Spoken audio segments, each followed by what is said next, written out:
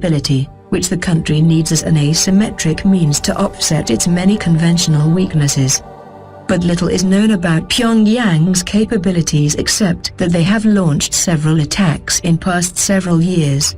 Their full capabilities are not well known, but North Korea is not likely to be as adept at cyber warfare as Russia and China. Nonetheless, it could be a formidable capability. It does not take much to cripple a country's utilities or even disrupt command and control networks even with amateurish attacks, if the defender has not taken proper defensive measures. Tensions are ratcheting up, again, on the Korean peninsula. Though the Korean War ended in 1953 with a truce, North and South Korea are still technically at war. Tensions periodically flare up because of Pyongyang's ceaseless saber-rattling and provocations, which have even included limited-scale military attacks.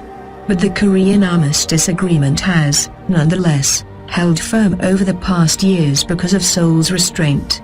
In recent years, it has become apparent, however, that the Republic of Korea, with its vibrant and developed economy, can more than handle the North if it came to a conventional military conflict.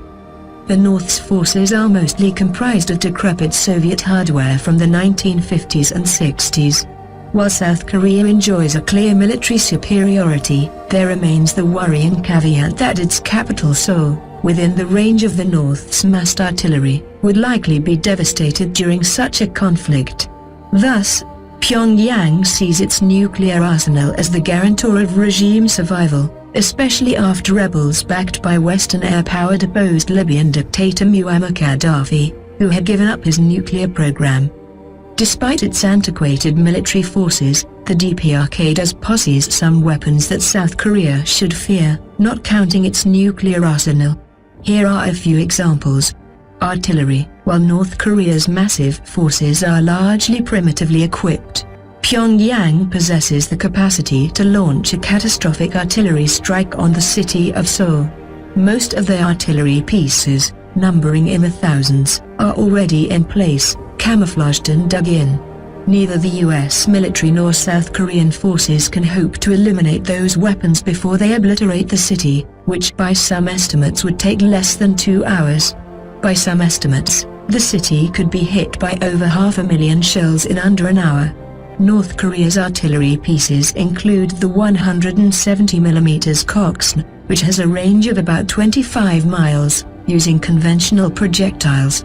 However, the city is well within range of the Korean People's Army rocket-assisted shells, which have a range of just less than 40 miles.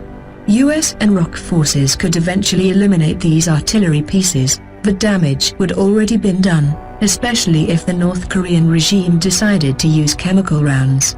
Chemical weapons. North Korea has a massive stockpile of chemical weapons, much of which can be used in conjunction with its artillery forces. But the poisons, which Pyongyang can produce domestically, can also be delivered by air or ballistic missile. According to the Nuclear Threat Initiative, North Korea may possess between 2,500 tons and 5,000 tons of CW agents. The South Korean government assesses that North Korea is able to produce most types of chemical weapons indigenously, although it must import some precursors to produce nerve agents, which it has done in the past. At maximum capacity, North Korea is estimated to be capable of producing up to 12,000 tons of CW. Nerve agents such as sarin and VX are thought to be the focus of North Korean production. Nonetheless, North Korea's weak economy and isolation hampers its production of such weapons. Special Operations Forces. North Korea invests heavily in Special Operations Forces to offset its conventional weakness. In 2010 it reported that the Korean People's Army had 200,000-odd Special Operations Forces tasked to carry out attacks on major South Korean and American facilities in South Korea, as well as assassinations of government officials. The commandos would infiltrate the South by using underground tunnels, mini-subs and Russian Antonov An-2 biplanes during a war. Cyber attacks. North Korea's military has cyber warfare capability, which the country needs as an asymmetric means to offset its many conventional weaknesses. But little is known about Pyongyang's capabilities except that they have launched several attacks in past several years. Their full capabilities are not well known, but North Korea is not likely to be as adept at cyber warfare as Russia and China. Nonetheless, it could be a formidable capability. It does not take much to cripple a country's utilities or even disrupt command and control networks even with amateurish attacks, if the defender has not taken proper defensive measures. Ballistic missiles. North Korea has a fairly significant ballistic missile capability, which it developed with Russian and Chinese help.